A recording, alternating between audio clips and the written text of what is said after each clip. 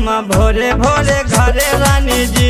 आवतानी हम भोरे भोरे घरे रानी जी। रंग तोहरे लगाइब सचो कहतानी जी। घोरलिहा घोरलिहा घोरलिहा रंग तोह से बतावतानी जी। आवतानी हम भोरे भोरे घरे रानी जी।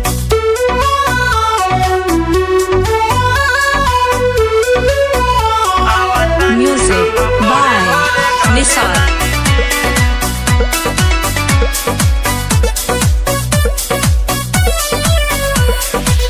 होली में हमरो त पहले विचार हो।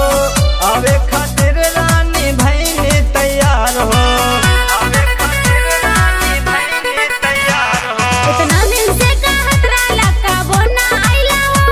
बच्चे कैसे मानी तोहरा बहुते सताइला हो। कुछो तो हमर मजबूरी जानी जी। कुछो तो हमर मजबूरी जानी जी। आवतानी हम भोरे भोरे घरे रानी जी। आवतानी हम भोरे भोरे घरे रानी जी। रंग तोहरे लगाइब सचो कहतानी जी। घोरलिहा घोरलिहा घोरलिहा रंग तोह से बतावतानी जी। आवतानी हम भोरे भोरे घरे रानी जी।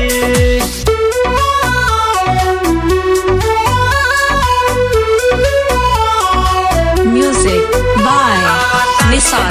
भोरे भोरे घरे रानी जी।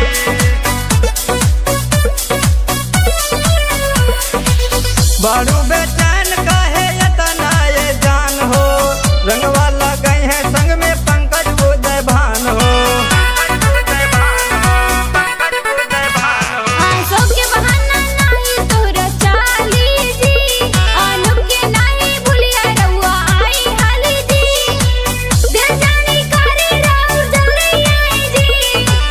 दिल जानी करे राउर जल्दी आई जी। आवतानी हम भोरे भोरे घरे रानी जी। आवतानी हम भोरे भोरे घरे रानी जी। रंग तोहरे लगाइब सचो कहतानी जी। घोरलिहा घोरलिहा घोरलिहा रंग तोह से बतावतानी जी। आवतानी हम भोरे भोरे घरे रानी जी।